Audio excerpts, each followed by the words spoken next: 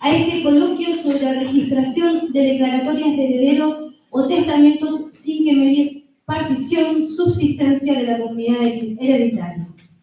Actividad organizada por el Poder Judicial de Neuquén, en conjunto con el Colegio de Escribanos de la provincia de Neuquén y con la colaboración del Instituto de Derecho Registral del Colegio de Abogados y Procuradores de Neuquén. Agradeciendo, por supuesto, la presencia en esta oportunidad de integrantes del Poder Judicial, abogados y escribanos de las matrículas, a todos muchas gracias por su participación. A continuación vamos a pedir que se den unas palabras, en primer lugar, al asesor académico del Colegio de Abogados y Procuradores de Neuquén, doctor Eduardo Sepúlveda. Bueno, buenas tardes. Muy breve para que den comienzo a esta excelente exposición que se va a dar en unos minutos más. De parte de nuestro colegio es un gusto poder hacer una actividad interdisciplinaria con las instituciones que se han mencionado. No es la única, seguramente seguiremos haciendo algunas más. Lo bueno de nuestra institución es decir que a través de los institutos de estudios que se han formado en estos últimos 3 años, que son alrededor de 16, se han generado alrededor de 90 actividades académicas de todo este ciclo. De manera que la vida académica de nuestro colegio es muy importante y principalmente gracias a los institutos de estudio. Y en esta ocasión creo que el Instituto de Derecho Registral ha hecho un excelente desarrollo académico, por lo tanto estimamos que esta actividad de hoy va a llevar a que surjan algunas inquietudes para hacer otros desarrollos a futuro. De hecho, esta actividad puntual, hay colegas, tanto abogados, escribanos como funcionarios del Poder Judicial, que no pudieron concurrir porque se nos llenó la sala. Así que vamos a comprometer posiblemente, si las escribanas están de acuerdo, a mediano plazo de poder repetirla. Así que bueno, bienvenido a nuestra casa, estamos a disposición a seguir capacitándonos para que les sirva como herramienta de desarrollo. Muchas gracias. Muchas gracias, doctor Sepúlveda.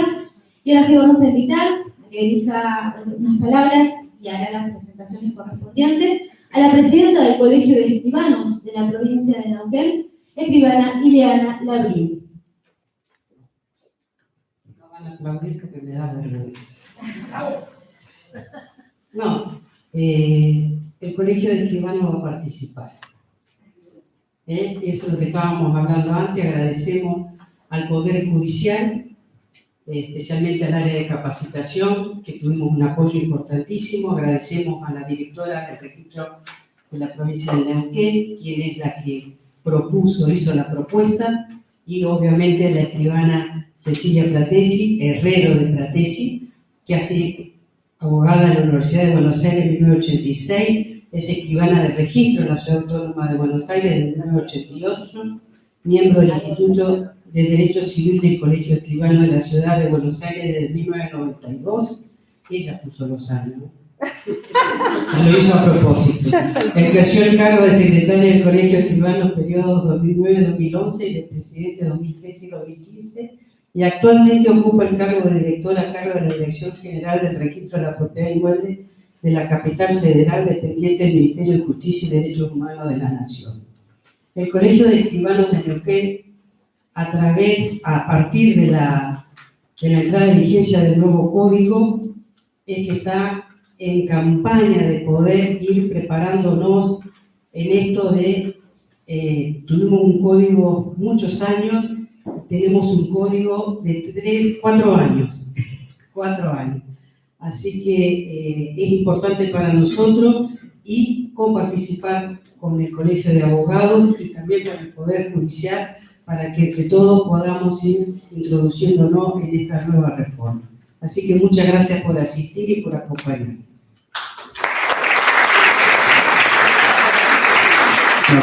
Me olvidé mencionar, que es muy importante, agradecerles a la responsable de la Escuela de Capacitación, Lorena Spickerman, y a la directora del instituto, a Natalia dos Santos Almeida, que son las personas que realmente trabajan y no quería dejar de mencionarlas, así que muchas gracias.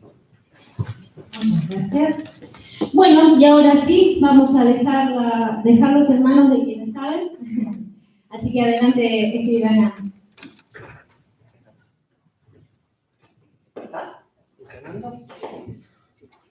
Bueno, buenas tardes a todos, gracias por la presencia.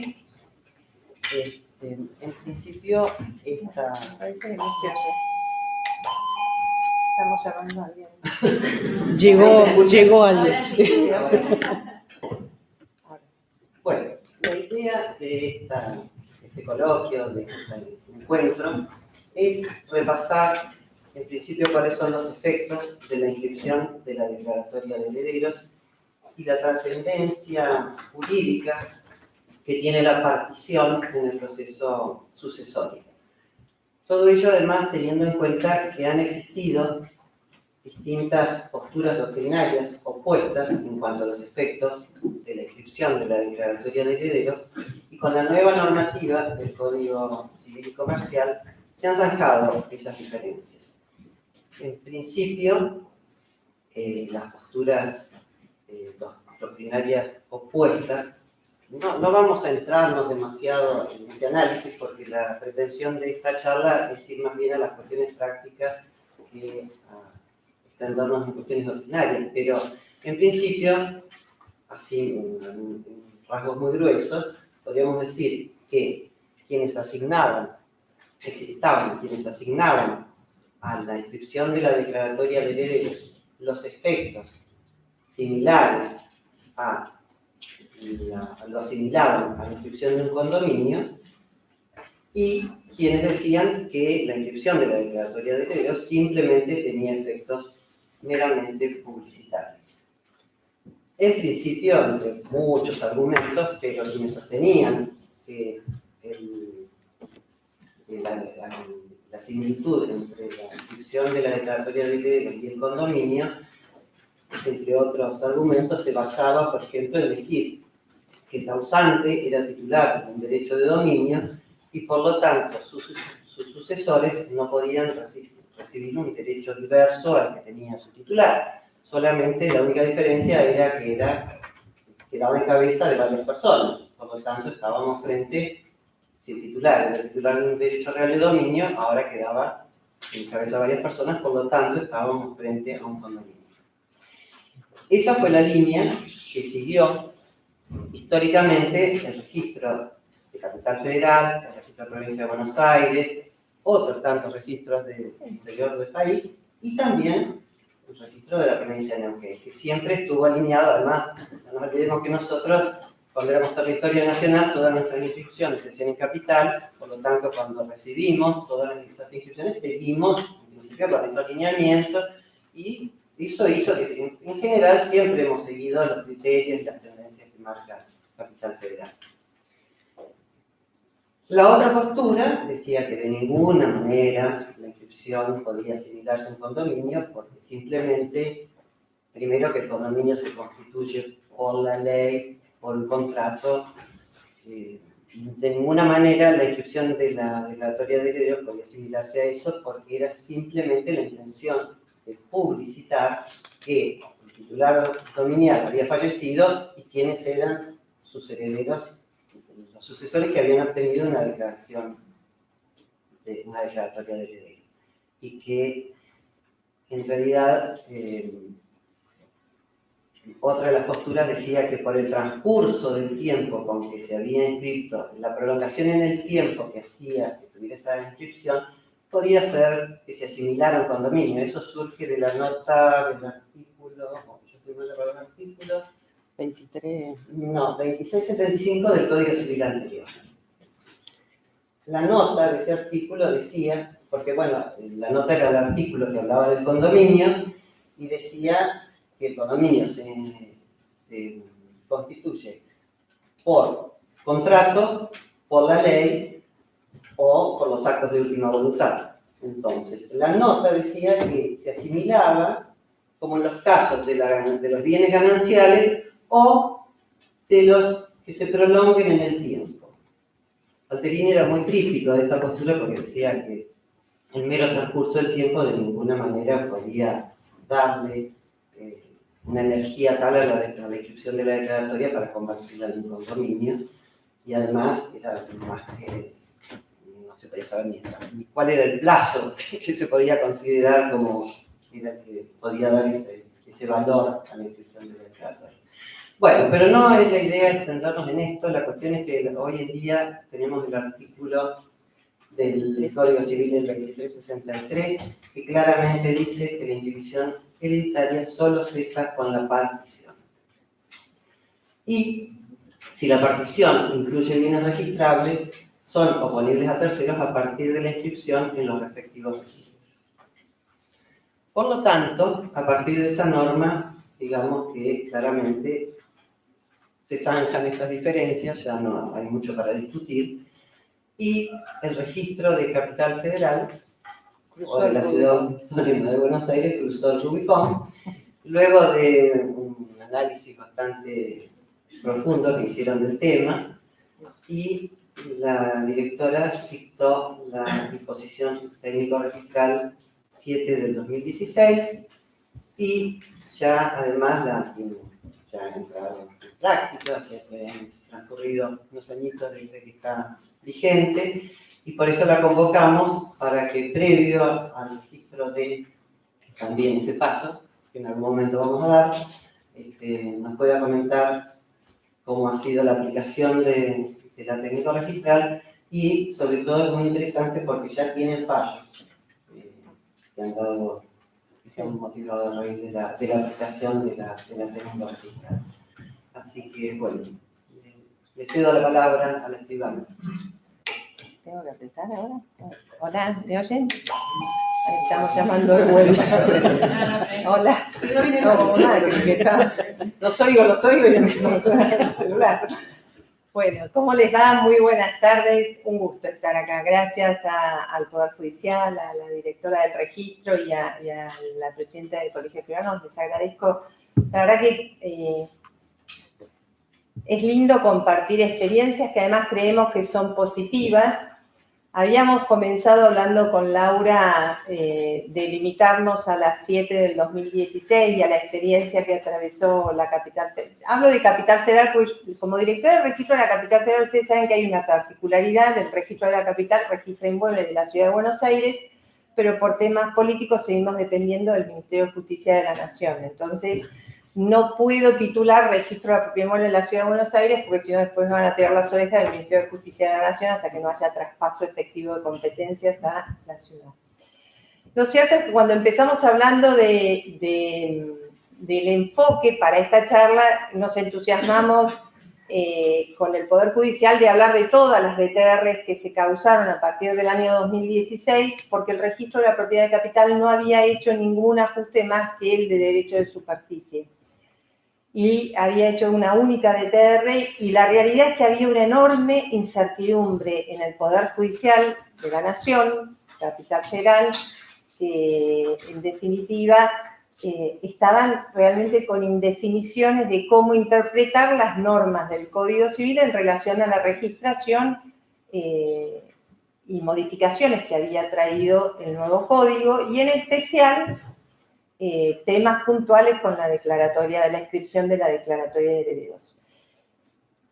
Lo cierto es que a partir de estas conversaciones yo me entusiasmé y les traje no solamente todas las disposiciones, sino los procesos de modernización, pero me parece que lo vamos a dejar para otra oportunidad, porque esto ya en sí mismo, el tema que convoca especialmente lleva tiempo y no me quiero alargar.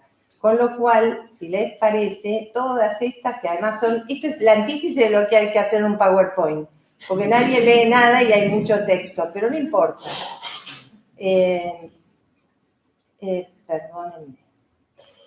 Vamos a las 7 del 2016. Les quiero contar un poco la historia anterior, porque en la Ciudad de Buenos Aires habíamos tenido los escribanos, yo también soy escribana y es compatible en la Ciudad de Buenos Aires seguir el ejercicio de la profesión con el cargo de directora, con lo cual es complejo, pero es compatible. Ya habíamos tenido los escribanos la satisfacción de haber tenido un fallo de la Cámara Civil, que era el fallo Lavairu, fallo famoso, donde hubo un primer cuestionamiento formal al tema del criterio que aplicaba la entonces Dirección General del Registro sobre la inscripción de la declaratoria de herederos. El caso era muy concreto, era una declaratoria de herederos inscripta con proporciones, como decía el artículo 101 del decreto 2080 que reglamenta la actividad registral, establecía que eran 3 hermanos, si no me equivoco, no sé si eran 3 o 4, pero con las proporciones de ley. Habían fallecido los 2 padres.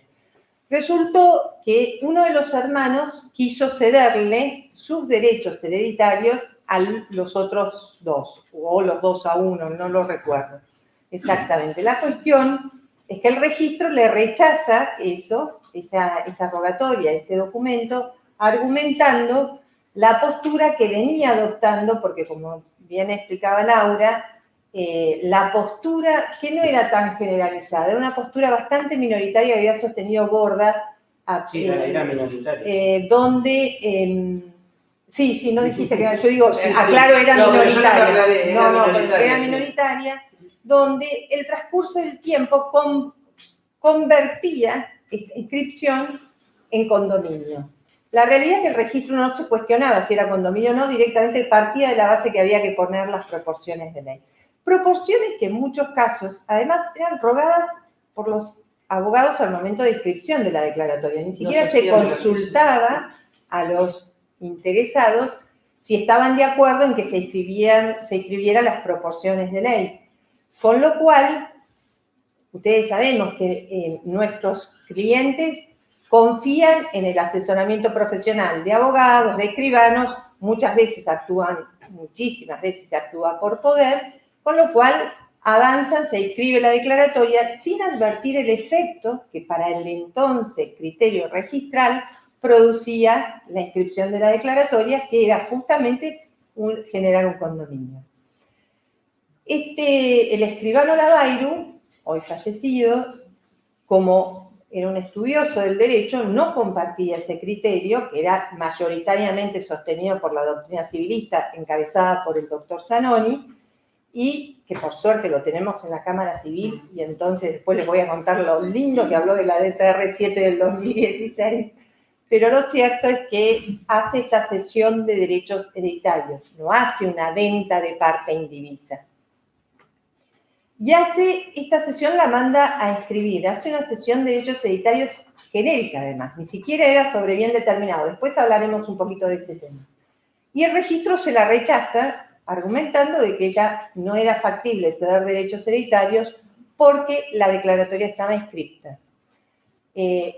Yo quiero aclarar que la provincia de Buenos Aires mantiene este mismo criterio. La provincia de Buenos Aires, si uno quiere ceder derechos hereditarios con una declaratoria de derechos inscripta, no lo admite y hay que hacer venta de parte indivisa.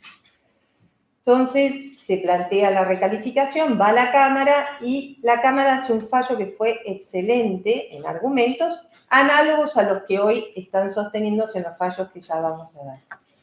Con lo cual se produce la primera situación crítica interna en el registro, porque el registro dice, ¿y ahora qué hacemos? Porque nos mandan a escribir esta escritura. Entonces, en ese entonces, el registro, para zanjar la solución, dicta una DTR que dice, bueno, si las cesiones de derechos hereditarios se otorgan entre herederos forzosos, las inscribimos. Pero si son a terceros, no las vamos a inscribir. Con lo cual, no había argumentación jurídica para diferenciar entre un heredero y un tercero. O sea, quien quiera ceder sus derechos hereditarios no habiendo partición, porque eso significaba que todavía había un estado de indivisión hereditaria, podía hacerlo a quien le plazca, sea un coheredero, sea un tercero. Con lo cual, quedó el fallo y la interpretación de aplicación de lo resuelto por la Cámara y así quedó. Hasta que llegamos al nuevo código. Perdón, te voy a hacer una acotación. Nosotros acá, ¿qué hacíamos con esos casos? Cuando venía una sesión sobre un bien determinado, que ahí también estaba la cuestión, nosotros decíamos que si era entre herederos, lo asimilábamos a una partición y entonces se lo escribíamos como partición directamente. decíamos cuando independientemente de lo que decía el oficio del documento, si el rogante ponía partición, adelante, se le escribía. Pero era una forma también de zanjar esta situación. Sí, esta situación que planteamos en el viejo código para la gran mayoría de la doctrina civilista era muy clara. Lo que pasa es que había surgido esta postura y la realidad es que cuando el organismo registral la adopta, tiene peso frente al usuario, porque lo que le importa a nuestros clientes es, a ver, yo quiero un título escrito, más allá que el derecho nace... Lo llame como lo llame. Entonces, esta situación se degenera con a nivel directiva del registro, con este primer fallo, y en el año 2016, cuando asumimos la gestión, la verdad que fue en este volumen de trabajo que nos propusimos hacer para reinterpretar o clarificar criterios, hay bastantes criterios que hubo que analizar, estaba principalmente esta directiva, esta DTR. Esta DTR se trabajó mucho con el doctor Alterini, tuvimos varias reuniones con él, con varios escribanos que ustedes seguramente los deben conocer, Ángel Cerábolo, Carlos D'Alessio, hicimos mesas de trabajo con abogados también, con lo cual fue una mesa de trabajo importante. La Cámara Civil nos invitó a una primera, nosotros en realidad nos invitamos, hicimos una autoinvitación para contarles cuáles eran los proyectos de trabajo que teníamos como registro. Fue una reunión en la Cámara Civil muy interesante, donde hablamos del proyecto de disposición técnica registral y, por supuesto, la Cámara dijo, sin lugar a dudas, ¿no? O sea, teníamos claro el respaldo de la Cámara. La hubiéramos dictado igual porque con el nuevo código, como recién citaba correctísimamente Laura, el 2363 es incuestionable. O sea, hoy no hay posibilidad de decir, bueno, tenemos la postura distinta. ¿Esto qué significó? Un dictado con cuidado. ¿Por qué? Porque no hay duda que el cambio es muy significativo. Y se generan tres situaciones complejas para analizar, para definir. Primero, ¿para qué sirve el proceso sucesorio? Esto es 2335 de nuestro Código Civil y Comercial. Esto, entre otros temas que cita este artículo, ¿para qué se hace el proceso sucesorio? Acá no lo tienen ustedes, es la identificación de los sucesores. Nosotros teníamos que tener claro una primera definición. ¿Seguimos inscribiendo declaratorias de herederos o no inscribimos más declaratorias de herederos? Porque es una opción. Hay muchas provincias del interior que no inscriben declaratorias de herederos. Y esta primera situación a definir antes del dictado, sabíamos hacia dónde íbamos, pero queríamos ir el paso a paso. Esta definición de continuar publicitando la declaratoria de heredero en el registro de la propiedad inmueble fue justamente para evitar un cambio tan brusco, por lo menos en la jurisdicción de donde vengo. Todos los abogados, el Poder Judicial, históricamente en la Ciudad de Buenos Aires, se inscribieron las declaratorias de herederos. Entonces, pensar en una definición que tal vez hubiera sido más simple para el registrador. No escribo más declaratorias, señores, arréglense todo afuera y vengan para acá con todo terminado, y yo me limito a publicitar esta situación.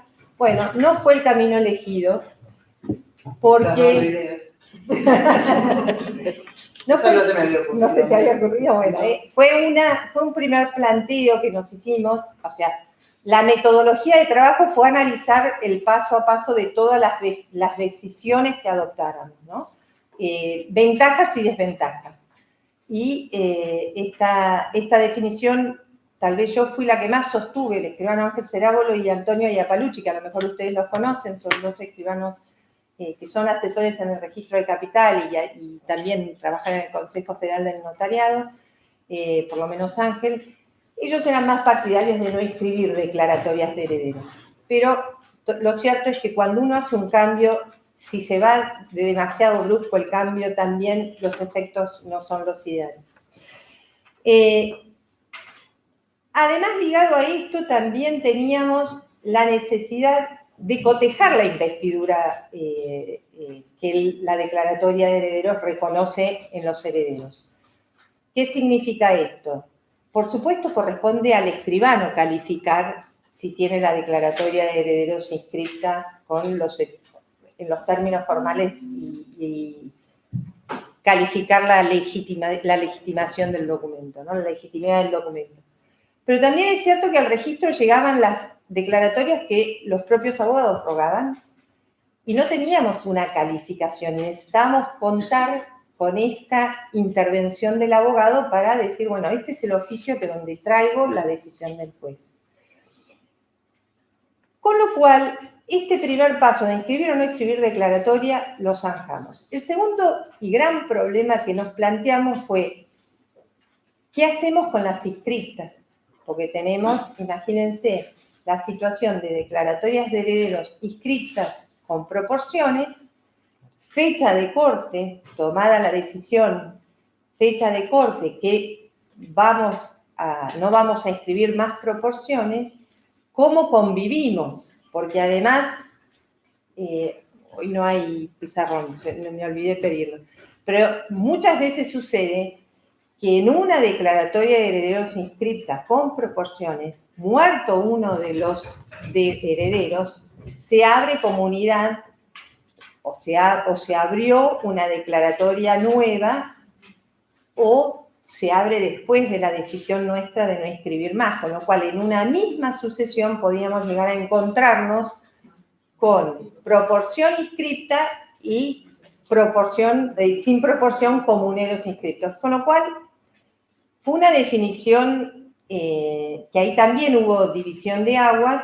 pero por la particularidad de la situación edilicia y estructural de la ciudad de Buenos Aires, optamos por aplicar un criterio que, gracias a Dios, en uno de los fallos la Cámara lo sostuvo y lo reforzó incluso, que es, señores públicos, usuarios, la inscripción de la declaratoria de herederos, las declaratorias de herederos ya inscritas y el porcentaje que surge del asiento registral no transforma en condominio la situación jurídica del derecho que corresponde a los titulares de ese derecho. Quienes son comuneros y no condóminos. Si la declaratoria de herederos está escrita con proporciones, eso no es nacimiento de un derecho real de condominio, que era la postura que en definitiva se sostenía. Con lo cual, luego estoy haciendo un breve análisis de cómo llegamos, que fueron casi 5 meses de trabajo, de reunión y de trabajo. No llegamos a los 5 meses, fueron 4 meses, y después la puesta y la definición del dictado de la DTR y la puesta en implementación, en funcionamiento. Le estoy dando lo macro antes de entrar a la DTR puntual. ¿Qué significaba esto? Cuando uno toma una decisión y hay que implementarla, esa implementación debe involucrar a todos los actores, con lo cual el primer objetivo fue capacitemos a los escribanos, capacitemos a los abogados, capacitemos a los jueces, porque todos tenemos que estar involucrados, porque todos somos actores de este proceso de registración. A los abogados principalmente porque están muy acostumbrados a venir con el testimonio con las proporciones al registro, con lo cual había que hacer charlas de capacitación. Estas 3 situaciones de capacitación nos obligaron, además, incluso a nivel sistema, porque el registro de la propiedad inmueble de Capital Federal entonces tenía el 70% de las matrículas eran en cartulina y el 30% de las matrículas eran una técnica que se llama folio real electrónico espantosa, que parece una tirada de computadora del viejo formulario que tienen los canalitos, donde solo mostraba el asiento vigente. Y esa técnica, que era del año 85, necesitaba poner proporción. El sistema requería proporción, por lo cual teníamos que hacer un ajuste incluso en la herramienta tecnológica que entonces teníamos. Entonces definimos que el dictado de la DTR, si no me equivoco, fue para mayo, pero la puesta en implementación, yo ya no me acuerdo, creo que fue, ya se los digo, comenzaba a regir a partir de octubre. Primero de octubre, la aplicación de la presente disposición operará a partir del 1 de octubre. Fue dictada el 6 de mayo y se implementó el 1 de octubre. Esa brecha, la gente venía con las declaratorias con proporciones y nosotros calladitos hacíamos sapo, perdón por la expresión, y las inscribíamos, pero la utilizamos para que el efecto luego de la implementación fuera un efecto lo más pacífico posible, para utilizar la palabra, pues sabíamos que íbamos a tener situaciones donde, o porque no leyeron, o porque no la entendieron, o porque no lo compartían, como hemos tenido los recursos, iban a venir el requerimiento igual. ¿Qué dice sustancialmente nuestra disposición técnica registral? Acá ustedes lo tienen en pantalla. Cuando se presenten a registración documentos que contengan... ¿Quién me tenía que hacer el tiempo? Vos, ¿no? ¿Voy bien? Yo. Sí, cuando se presenten a registración documentos que contengan declaratorias de herederos o testamentos sin que exista partición, solo se tomará razón con relación a los sucesores y, en su caso, cónyuge supérstite, de sus datos personales sin consignarse proporción alguna. Este fue el primer pateado de tablero. Hubo una segunda análisis que no se los conté a propósito para contárselo acá, porque nuestro Código Civil y Comercial actual dice que cuando hay un solo heredero no hay necesidad de partir.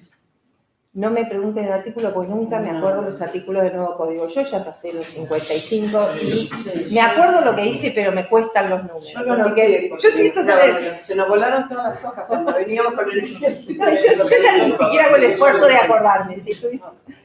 Entonces, este es el segundo punto. La toma de razón de actos de enajenación sobre la totalidad de un inmueble integrante del acervo hereditario no requiere de la partición siempre y cuando sea otorgada por todos los copartícipes declarados. Si se dispusiere de una parte indivisa o se constituyeren gravámenes sobre todo una parte indivisa y un inmueble integrante del acervo hereditario, se requerirá necesariamente la previa o simultánea partición. Entonces, ¿por qué les traía este tema que no les adelanté, que fue un tema analizado? La primera preocupación y que saltó es que vamos a tener que partir yo solo. No, el código nuevo no requiere partición cuando hay un heredero, con lo cual, si bien una declaratoria o testamento inscripto, no que sea legatario, porque el legatario es dueño, es dominio, sin lugar a duda, pero en el caso de la institución vía testamentaria, se inscribe como dominio, seguimos inscribiéndolo como dominio. Sí. Ahora, la otra situación, que es la que abarca este segundo punto, es cuando son varios, ¿qué significa? Hay una situación de indivisión, esto está clarísimo, establecido en el código, surge del 2363. Esa indivisión hereditaria significa que ninguno tiene asignado ut singuli, como les gusta decir a los que, y a mí me gusta a título propio, el inmueble, sino que todos tienen un derecho universal a la totalidad de los bienes que componen esa masa indivisa. Y esa situación requiere de partición. Yo no tengo dominio, o los herederos no tienen dominio, sino que tienen un derecho a la totalidad hasta la partición. Resuelta la partición, tiene su efecto declarativo. Ahora, las definiciones que debimos adoptar en la implementación fueron especiales también, considerando y que están en los fundamentos. Yo no los quise escribir, que ahora va a ser el próximo cuadro que les voy a mostrar, porque puede ser que de los copartícipes o comuneros, hagamos un ejemplo concreto, 5 herederos, 4 le venden a 1, porque lo siguieron instrumentando así muchos escribanos. Mal instrumentado, sí, no es una venta. ¿Por qué? Porque en realidad tenemos una situación de indivisión. Nadie puede vender algo de lo cual no es dueño. Para la venta necesitamos dominio, y para tener dominio necesito partición. Vamos para atrás. Como no tengo partición, no tengo dominio. Lo que tengo es un derecho a la universalidad de los bienes reconocido por la declaratoria de herederos que me dictó el juez. Fenómeno. Pero hicieron la venta de todos a 1. Bueno, vamos a dejarlo para el próximo cuadro. ¿Podemos hipotecar? No, porque para hipotecar tengo que ser dueño de la cosa. Entonces, ¿podemos afectar a propiedad horizontal? No, porque el derecho real, en su estructura rígida, aunque el código nos vino a ablandar bastante la estructura de los derechos reales en algunos casos, sobre todo en el tiempo compartido, conjunto inmobiliario, bueno, eso tema será otro capítulo. Necesariamente para afectar a propiedad horizontal tengo que ser dueño del inmueble. Entonces, el punto que sigue es, se requiere partición si los comuneros pretenden afectar a propiedad horizontal por cuanto se requiere ser dueño de la cosa. Esto lo aclaramos con una instrucción de trabajo. ¿Qué pasaba? Y ahora llegamos al punto con las proporciones. Recuerden que les dijimos que fue una postura que se adoptó, la decisión que se adoptó fue por la estructura especial que tiene la ciudad de Buenos Aires, que son mayormente edificios para arriba. Y edificios donde hay mucho condominio en las unidades funcionales cocheras o en las unidades complementarias. Pero les hablo de mucho condominio, por ejemplo, de 600 condóminos. Y ni hablemos ahora con las regularizaciones de los barrios populares, donde tenemos reglamentos de propiedad que están viniendo con 5.000 unidades funcionales. Entonces, frente a una situación de condominio de una unidad funcional, la definición o el planteo, la definición fue sobre un planteo. Van a convivir comunidad hereditaria nueva, para decirlo de alguna manera, posterior a la DTR, y condominio en la misma situación, o sea, en la misma unidad funcional. Voy a tener el ejemplo que les daba. 3 hermanos dueños, los 3 inscriptos con proporción, 1/3, 1/3, 1/3, que comparten, acá la vuelvo a hacer simple por las fracciones, si quieren las mandamos a una fracción de 600, pero prefiero dejarlo para otro. Entonces, si estuvieran, sería 18.000 el denominador. Pero bueno, en este caso, se nos muere un hermano en noviembre del 2016 y nos llega la declaratoria a inscripción y viene con, obviamente, el tercio, y vamos a hacerla fácil para no hacerlo 3 hijos más y nos vamos al noveno, viene el hijo único con el tercio. Y digo, yo quiero mi tercio, el tercio de mi papá, y le decimos, no, usted es comunero. Pero resulta que al pobre muchacho lo matamos en el año 2017 y el señor tenía 5 hijos. Entonces, cuando nos hicimos esa proyección de esta DTR funcionando, dijimos, vamos a tener en el mismo inmueble condominio con alguien que no era condominio, pero pasó a tener una comunidad hereditaria por la nueva DTR, porque se viene a inscribir después de la implementación.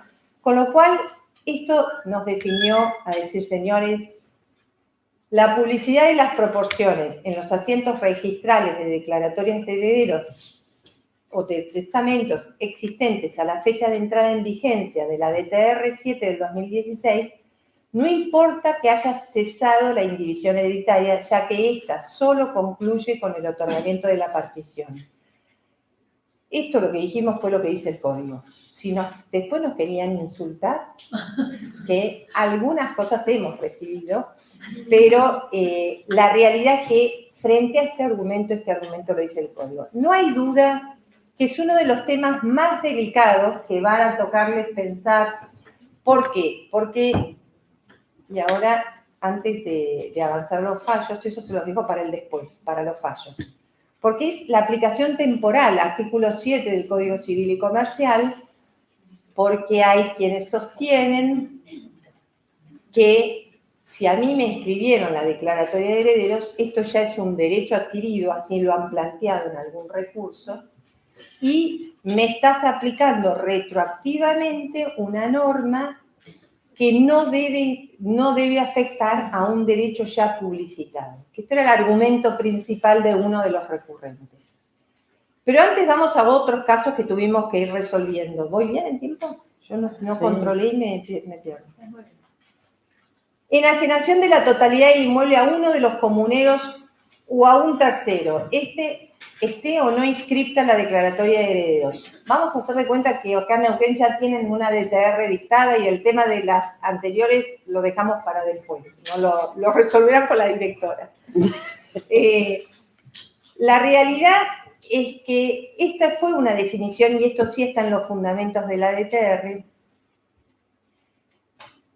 La situación de disposición, los herederos continúan la persona del causante, tienen la posesión de los bienes, incluso hereditarios. Lo que no tienen es derecho real, tienen un título A, un título a la universalidad, un derecho a la universalidad. Con lo cual, perfectamente podría resolverse, y esta fue una definición, que la enajenación de la totalidad del inmueble por todos los comuneros, sin lugar a dudas, es un acto que no requerimos partición porque o será partitivo, y si quieren decirlo lo dicen, y si no lo dicen vendieron todos, con lo cual tienen la legitimación para hacerlo, porque son los que han recibido la declaratoria de herederos, la investidura y el reconocimiento por el juez, y son los legitimados porque ejercen la posesión y pueden disponer del inmueble, más allá de si después será venta por tracto abreviado o no, según está escrita la declaratoria. Eso lo dejo para después, una charla con más café con Laura. Pero la realidad es que no hay ninguna duda que todos pueden vender el inmueble, obviamente con la inscripción de la declaratoria de herederos. Si ya está escrita y venden todos, vamos al caso de la ciudad, tenía a los 3 hermanos con el tercio, vinieron a vender, vendieron y no les pedimos partición. Pero ¿qué pasa si de los 3 hermanos, 2 le venden a 1? Entonces, esto sí fue motivo de interpretación, de aclararlo en los fundamentos de la disposición, diciendo, bueno, esté o no inscripta la declaratoria, esto no es el elemento determinante, más allá de que hay que inscribirla, la enajenación de la totalidad del inmueble a uno de los comuneros, nosotros resolvimos aceptarlo, que es un documento que no se requiere en el documento la mención de la partición. Interpretamos que lo que quisieron hacer es partir. Y ustedes van a encontrar, porque esto es la interpretación que le dimos, no surge del documento escribir la referencia a partición conforme artículo 8, al considerando 8 de la DTR, por eso le digo que lean los fundamentos, debe considerarse si el acto cuya inscripción se solicita importa un acto partitivo de la comunidad a favor del adquirente. Y en ese caso, el rogante otorgó el documento sin decir en el documento de los 3 hermanos, los 2 le vendieron, no está formalizado como debería hacerse, debería haber formado una partición con compensación dineraria. Pero lo que resolvieron, el escribano resolvió hacer una venta acostumbrado por la historia del registro a vender. Vendieron partes indivisas. Entonces, lo que resolvimos para que esto vigente la DTR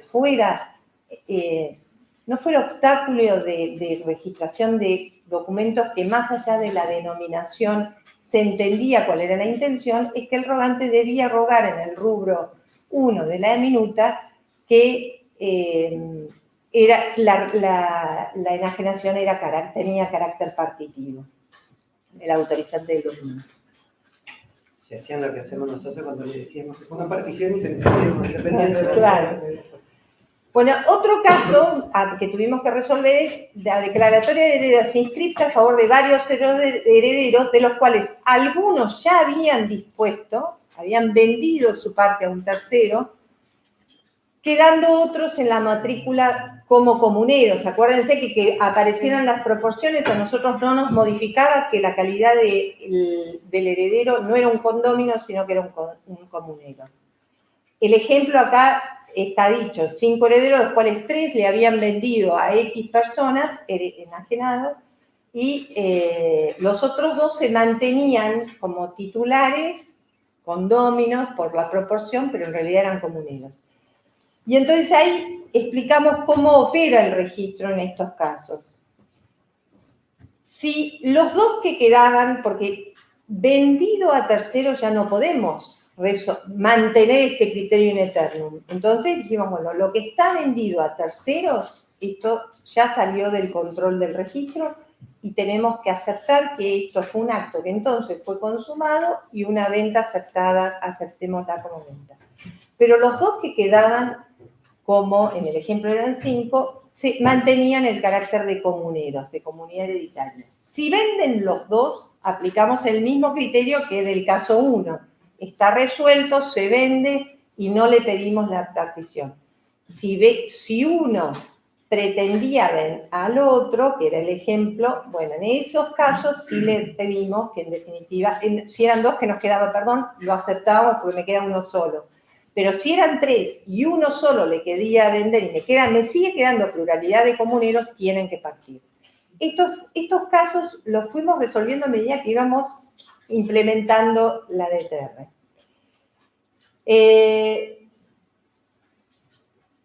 A mí me gustaría pasar a los fallos, no a la sesión sobre bien particular, porque fue una solución que le encontramos a la situación de las compraventas, de aquellos escribanos que habían hecho compraventa, olvidándose de la DTR cuando venían a registrarla. Pero eso se los cuento después. Vamos a los casos.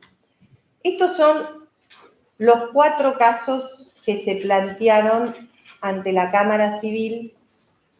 Ustedes, si quieren leerlos directamente de la página del RPI, entran al sitio web del Registro de Capital, vayan a normativa, se abre una pestaña, normativa, jurisprudencia, y los tenemos ordenados de los más recientes hacia los más antiguos. Hubo en realidad son 4 fallos, pero son 2 grupos. Ferretti, que fue el primer caso, fue un caso muy formal. El escribano Ferretti quiso hipotecar. Para colmo, piensen que yo había sido presidente del Colegio de Escribanos hasta el 2015, con lo cual los conocía a todos. No les cuento a los que se enojaban, lo que no venían a decirme al registro. Pero igual a mí eso no me pasa porque yo acá no conozco a nadie. Hernán vino al registro y me dice, ¿cómo me vas a escribir esto? Él quería hipotecar. Digo, no, Hernán, tenés que ser dueño. No, pero esto volvió al argumento de la historia. Sí, es verdad, tenía hace 25 años inscripta la declaración. A uno le cuesta, por decir, después de 25 años tenía 2 hermanos y los 2 querían hipotecar. Y yo dije, no, Hernán, tenés que partir, hacer una complementaria. No, me dice, no voy a hacer ninguna complementaria. El diálogo fue así, no se los miento. Entonces, digo, bueno, Hernán, yo lo siento, el código te obliga para hipotecar a ser dueño. Para afectar a propiedad horizontal, ser dueño. Para vender, ser dueño. Con la venta, por ahí es más solucionable porque, en definitiva, la subrogación de la cosa con el precio que sigue en estado de indivisión, ustedes después partirán el precio obtenido de la venta. Pero en la hipoteca no tenés chance, tenés que hipotecar. No hay escapatoria. Bueno, así vino con argumentos que no fueron analizados por la Cámara en el fondo ¿puedo bajar después, minimizar esto? ¿Cómo se hacía checar la imagen? Escape. Bueno. Con argumentos que me fui. Sí. Que fueron más formales, que no hubo un análisis del contenido de la DTR. Fue un análisis más formal basándose en que no se habían planteado ante el superior una crítica concreta y razonada de los argumentos sostenidos por la Dirección General, con lo cual no se abocaron al fondo del tema. Pero después vinieron los otros 3 fallos que seguramente todos los conocen, al escribano José María Orelle, es un escribano que es muy conocido, es académico, más allá de compartir o no las posturas, es un hombre muy estudioso, es un hombre que funda sus temas, pero acá le dieron con un palo. Pero no, porque los argumentos, José María planteó, era un desarrollo inmobiliario complejo, con algunas sucesiones indivisas terminadas, inscriptas, otras en vía de trámite, y se ve que los desarrolladores, como nos pasa, quieren apurar y quieren tener su título. Entonces se fue con las escrituras de venta de parte indivisa. Se le frenó y, en definitiva, ante el freno de la Dirección General, lo eleva a la Cámara. La Cámara, los fallos de José María Orelle fueron 2 de la Sala F y 1 de la Sala G. El de la Sala G, ahí él tuvo el error que además ni siquiera había inscrito la declaratoria de herederos. Él replicó los fallos de los otros 2 casos que planteó y que los resolvió la Sala F. Ay, se me está acabando la batería. Ah, no, ustedes, no, esta no es mi compu. Le ponemos ¿Qué cierro? el cuadrito. ¿Este? Para cerrar. Ah. Los 2 de la Sala F eran situaciones de declaratorias de herederos inscriptas con proporciones. El de la Sala G, por eso es más fácil ubicarlo por sala, era un caso donde ni siquiera había inscrito la declaratoria de herederos, con lo cual, al replicar los mismos argumentos, la Cámara le dio más con un palo por él, porque además usted está planteando algo que ni siquiera hay cuestionamiento de la temporalidad. Yo opté no por ponerlo en un PowerPoint, sino por resaltarles algunos argumentos que me parece que son fundamentales a la luz del análisis que hizo la Cámara del cuestionamiento del escribano José María Orelle, que fue muy bien planteado. Era por uno, acá, ¿se llega a leer? ¿Es claro? No. El tema central era resolver. Ponele arriba si querés. ¿Agrando? 107%, un poquito más. ¿Ahí está mejor? No, se me fue. Centrarlo ahí abajo. A ver, Ahí va, ahí va. ¿ahí va? Sí, ahí está el otro más. Bueno, si querés hacerlo vos, yo no te vale. Puedes pensar y hacer esto, 2 cosas, nada de chistes machistas. Bueno, acá la Cámara se enfoca en qué es lo que tiene que analizar.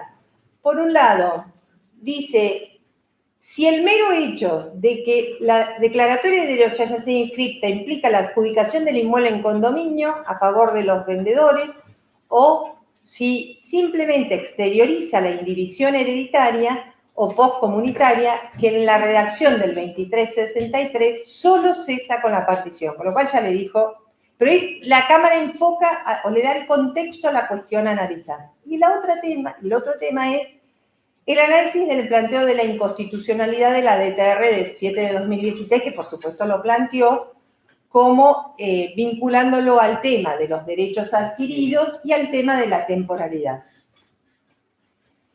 Y me parece que la Cámara en esto, y por eso me voy a lo que es fundamental, dice, esta sala ya he tenido, lo dice mucho mejor ellos, por eso no se los cuento, lo dice la ADC, ha tenido la oportunidad de pronunciarse, cita un fallo.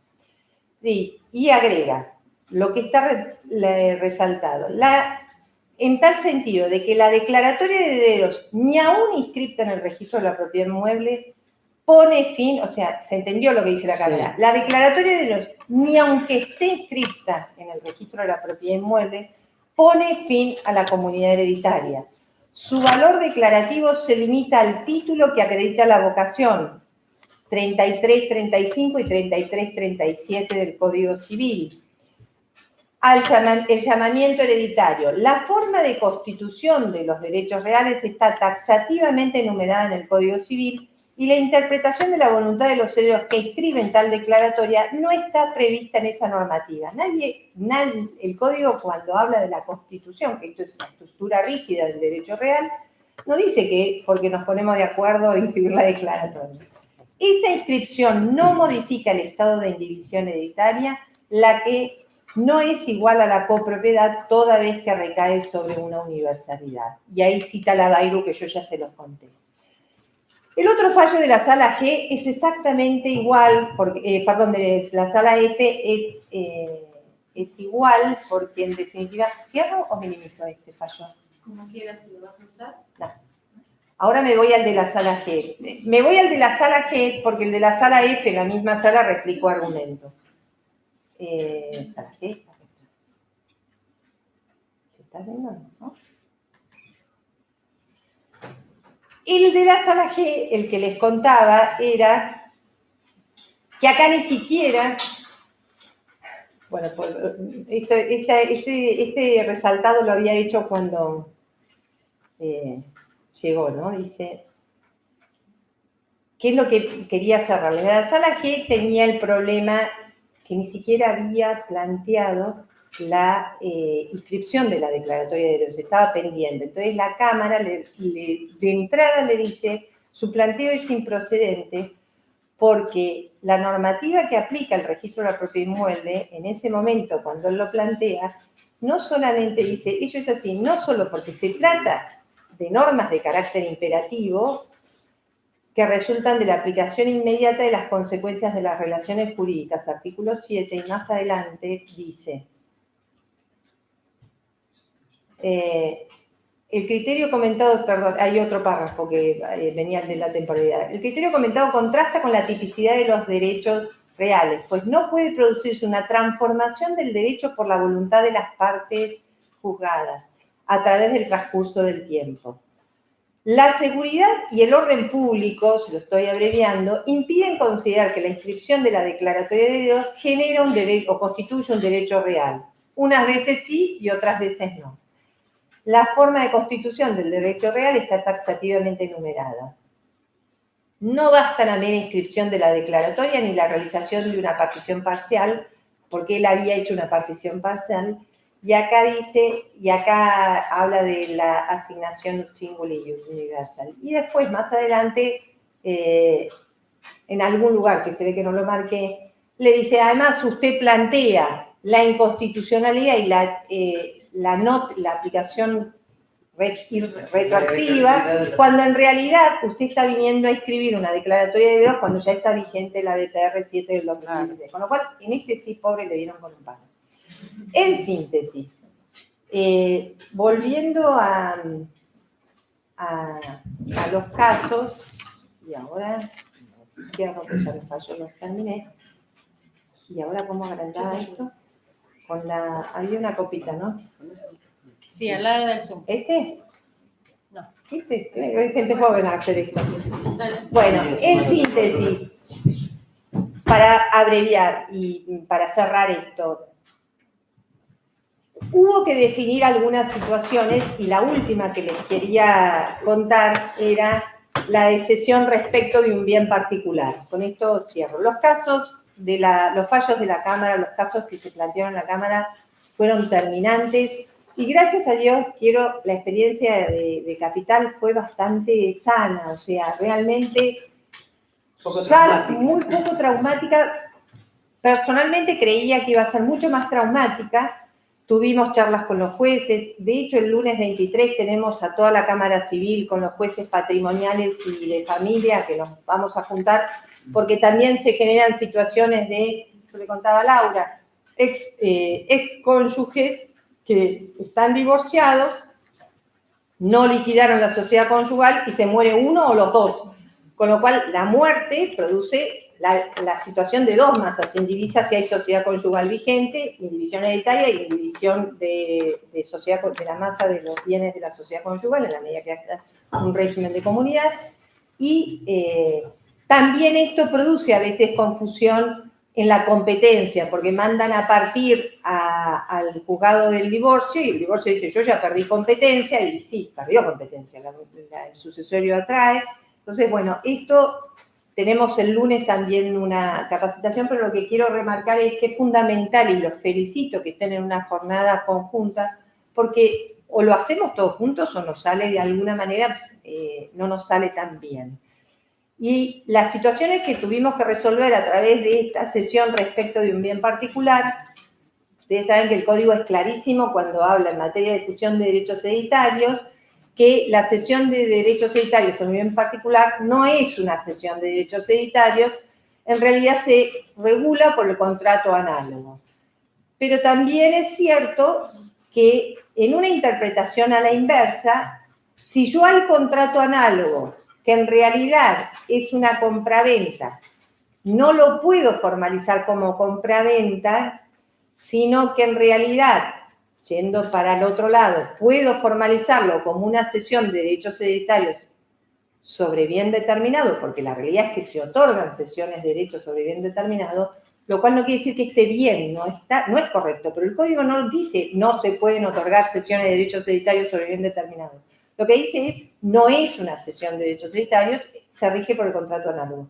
Entonces, estirando un poco esta interpretación a la inversa, dijimos, bueno, el escribano que no vio la DTR del 2016, o no la interpretó o creyó que podía o se olvidó, bueno, le dimos dos opciones. Hacer una escritura complementaria para que puedas aclarar que buscar a los que te faltan para partir, pedir inhibiciones por todos, porque el acto de partición no hay ninguna duda que es un acto dispositivo y requiere certificado de inhibición. También es cierto que lo pueden hacer como quieren, porque pueden ir a la justicia y partir. Hoy la partición sabemos que nuestro código 2363 dice háganla como quieran, pero háganla. Entonces, lo que en definitiva dimos como salida es buscar si los podés encontrar y si no los podés encontrar, rogala como cesión de derechos hereditarios sobre bien determinado. Rogala en la minuta que es el autorizante del documento. ¿No es la salida más feliz? Por supuesto. Lo vamos a inscribir en la matrícula del inmueble. ¿Y qué efecto produce esta cesión de derechos hereditarios inscripta sobre un bien determinado? Y que el cesionario está sujeto a que el día que haya partición le sea adjudicado. Esto será una responsabilidad del escribano asesorar adecuadamente y decir, mira, esto normalmente cuando vienen estas escrituras con partes indivisas hay una situación de fondo donde se conoce la situación de familia que está en juego. Pero bueno, fue una salida que, por eso yo acá la cito, y decimos que si se pretende registrar con proporción, se va a solicitar la previa partición, y si no, se lo va a anotar al comunero, al cesionario, como un comunero más. Con esto agoté de las 7, quedaron todos paralizados, pero no importa. No, Pasamos no. un break entonces. Como ¿Qué quieran. parece? Bueno, Hacemos un cortecito y volvemos en 15 minutos. bárbaro.